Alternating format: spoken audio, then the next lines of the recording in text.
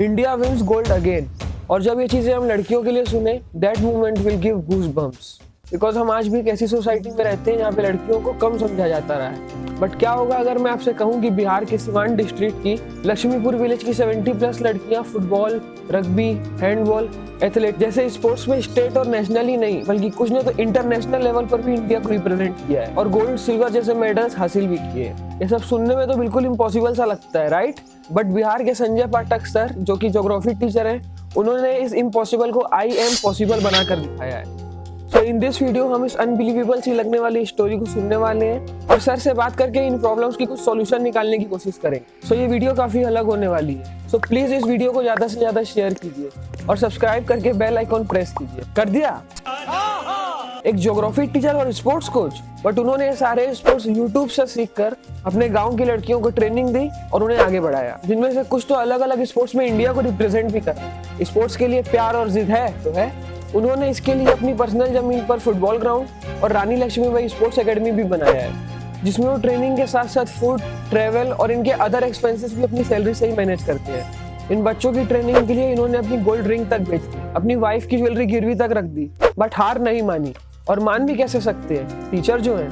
Government हर sports student को 225 rupees per plate की diet recommend करती है, बट संजय सर इसमें से 130 रुपीज पर प्लेट ही स्पेंड कर पाते हैं due to lack of funds.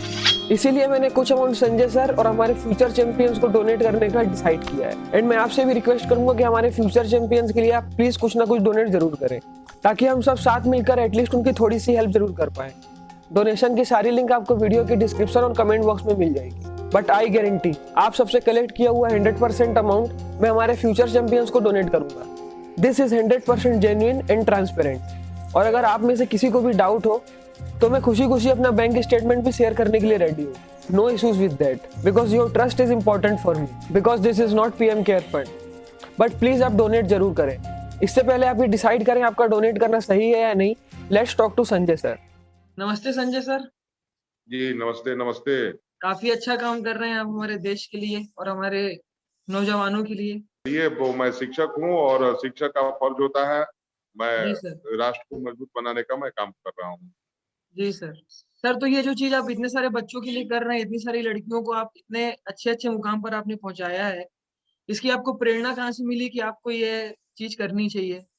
बस 2009 में हमारे यहाँ दो लड़की मिली, पुतुल कुमारी और तारा खातून, जो एथलेटिक्स प्रतियोगिता में लोगों ने भाग लिया और प्रथम प्रयास में ही वो दोनों बच्चियां जो है प्रखंड में गोल्ड मेडल लिया, डिस्ट्रिक्ट में लिया। तो मुझे लगा कि गांव में भी प्रतिभाएं होती है और उन प्रतिभाओं को लाना जो है एक शिक्षक का जो है दायित्व होता है। और मुझे वहीं से प्रेरणा मिली कि मुझे गांव की गरीब बच्चियों के लिए और मेधावी प्रतिभावान बच्चियों के लिए कुछ करना है। तभी से मैंने स्टार्ट किया सर।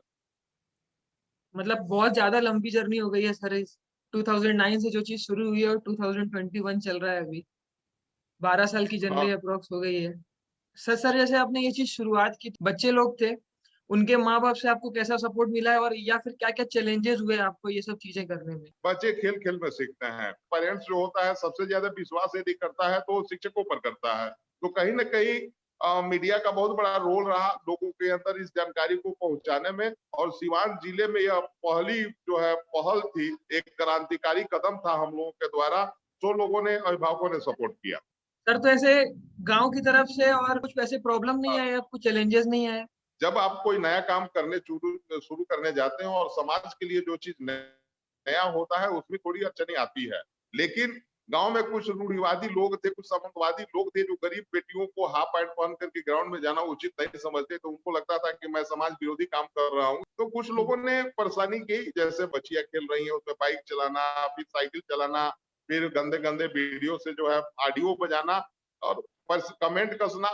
तो सर परेशानियां तो आई, लेकिन जो परेशानियों को झेलते हुए जो अपनी रास्ता को बनाता है उसका रास्ता अस्थायी होता है। तो मुझे ध्यान नहीं देना था मेरा दिल क्या कहता है, मैं बच्चियों के लिए क्या सही कर रहा हूँ। यदि काम मैं सही कर रहा हूँ तो फिर मुझे करना था, तो मैंने बिल्कुल किया। सर। कि मैं आपको एक उदाहरण बता दूं कि यहाँ ये सरकारी ग्राउंड है। जी तो सर। इस ग्राउंड में जब जब मैं बच्चों को मना करता था तो लोग कहते थे कि तुम्हारे बाप का है, ये तो सरकार का है। मैं यदि लोगों से लड़ता झगड़ता तो फिर बात जो है कोर्ट में पहुंचती, थाने में पहुंचती, और कोई माँ बाप नहीं चाहता कि खेल में जाकर के उसकी बेटी जो है कोर्ट के कटघरे में खड़ा होकर के गवाही दे। सो मैंने अपने बाप के जमीन में फील्ड को जो है शिफ्ट किया, और आज जो है मुझे कहने में कोई अतिशयोक्ति नहीं है कि आज के डेट में जब मैं आपसे बात कर रहा हूँ, आप मेरा इंटरव्यू ले रहे हैं, उस समय मेरे पास जो है राष्ट्रीय स्तर का मानक का जो है फुटबॉल का खेल मैदान हो चुका है, और वह मेरी निजी जमीन है। मैंने अपने बाप की जमीन में मैंने खेल मैदान तैयार कर लिया। अब मैं वहां निश्चित होकर के और बेटियों को जो है सुरक्षित माहौल में मैं प्रशिक्षण दे रहा हूँ, और हमारी बच्चियां लाभान्वित भी हो रही है। बहुत बहुत बधाई हो सर आपको इतने बड़े काम के लिए। धन्यवाद। और आज मुझे बड़ा गर्व होता है कि आज सिवान जो है खेल के क्षेत्र में एक बरगद का पेड़ बन चुका है। इसकी शाखाएं जो है कई प्रखंडों तक आज सिवान की बेटियां जो है विभिन्न क्षेत्रों में जो है जाकर के काम कर रही है। तो सर, काम नहीं करने के लिए बहुत सारे बहाने होते हैं, लेकिन काम करने वालों के लिए कोई बहाना नहीं होता है। और चूंकि आपने कहा मैं शिक्षक हूँ, तो सर जी 9 सर। बजे से 4 बजे तक मैं विद्यालय का काम करता हूँ, स्कूल में, ये मेरी रोजी रोटी है। और आज इसी के बल पर जो है उस एकेडमी को मैंने खड़ा किया है। लेकिन 9 से पहले और 4 के बाद यदि कोई मैं टीवी के पास बैठ करके या चाय की दुकान पर के बैठ करके या गपशप करके जो समय मैं बर्बाद कर देता, उस समय को मैं नियोजित करते हुए मैं उन बेटियों के ऊपर खर्च करता हूँ, उन बेटियों के बीच में रहता हूँ, तो मैं उन्हें आत्मनिर्भर बनाने का काम कर पा रहा हूँ। मेरी जिंदगी में एक ही टारगेट है कि बेटियों को आर्थिक आजादी दे दी जाए, तो बेटी ही बेटा है। ये चीज तो मतलब शिक्षक से बेहतर और कौन जान सकता है सर कि बूंद बूंद से ही घड़ा भरता है। आपने अभी तक कितनी सारी बच्चियों को ट्रेन किया है और वो अभी किस किस मुकाम पर है, कैसे ये स्पोर्ट्स उनकी लाइफ पूरी चेंज करके रख दिया है। 75 से ऊपर बच्चियों को मैंने राष्ट्रीय अंतर्राष्ट्रीय प्रतियोगिताओं में पार्टिसिपेट कराया। पदक भी हमारे बच्चे लिए हैं जिस टीम के साथ गए हैं। उनका जीवन चेंज हुआ है सर, काहे नहीं। जैसे एक लड़की राधा कुमारी जिसके पिता बचपन में गुजर गए थे, 3 भाई बहन, माँ दादी, कोई पूछने वाला नहीं था, तो स्पोर्ट्स में आकर के आज वो लड़की स्पोर्ट्स कोटा से सिवान कलेक्ट्रेट में जो है लोअर डिवीजन कलर के पद पर कार्यरत है। एक लड़की धर्मशिला कुमारी जिसके पिताजी जो थे बहुत गरीब परिवार से बिलोंग करती है, वो लड़की आज खेल कोटा से एसएसबी में है। एक लड़की तारा खातून जो उड़ीसा भुवनेश्वर में है, उसने स्कूली वर्ल्ड कप भी खेला फ्रांस जाकर के, भारतीय अंडर 19 स्कूली टीम में शामिल होकर के। तो उसका भी जो है रेलवे में जॉब है। तो अभी कई बच्चियां जो है हमारी स्पोर्ट्स कोटा से दे रही है। जिस लड़की का जो है 8वीं 9वीं के बाद शादी हो जाती है, वो लड़की आज बीपीएड कर रही है, एमपीएड कर रही है। जो बच्चियां बकरी चराते थे, गांव में मजदूरी करती थी, जिनकी शादी जो है कम उम्र में ही हो जाती, आज खेल में आकर के वो बच्चियां उच्च योग्यता प्राप्त कर रही है शिक्षा के क्षेत्र में, और उनका जीवन भी बदल रहा है। तो सर, कुछ न कुछ तो मैं देश हित में जरूर कर रहा हूँ, इससे मुझे शांति मिलती है। मुझे आपने कितनी सारी बच्चों की वजह से हमारे देश का नाम रोशन किया है, उसके लिए मैं धन्यवाद करता हूँ। एक और बात बता दूं आपको जी सर, बिल्कुल। कि मैं 30 बच्चियों को रेसिडेंशियल फैसिलिटी उपलब्ध कराता हूं, जिन्हें खाने पीने कपड़ा लता हर चीज मैं उपलब्ध कराता हूं, और उनसे एक पैसे नहीं लिए जाते हैं। 25 लड़कियां जो पर डे अपने घर से आती जाती है, उन बच्चियों को भी सारा इक्विपमेंट मैं फ्री ऑफ कॉस्ट देता हूं, क्योंकि हमारे पास रहने के लिए 30 से ज्यादा जगह नहीं है। बिल्कुल सर, बहुत बहुत बधाई हो इसके लिए आपको। धन्यवाद जैन जी। मैं कोशिश करूंगा सर, मैं इस यूट्यूब के माध्यम से अपने अपनी अपनी एक छोटी सी फैमिली से आपके लिए कुछ अमाउंट अपनी तरफ से डोनेट करूं, ताकि हमारी पूरी टीम मिलके एक उभरते हुए इंडिया को अपना एक छोटा सा तोहफा दे पाए, जिससे आपकी थोड़ी बहुत भी हेल्प हो तो हमें बहुत खुशी होगी सर।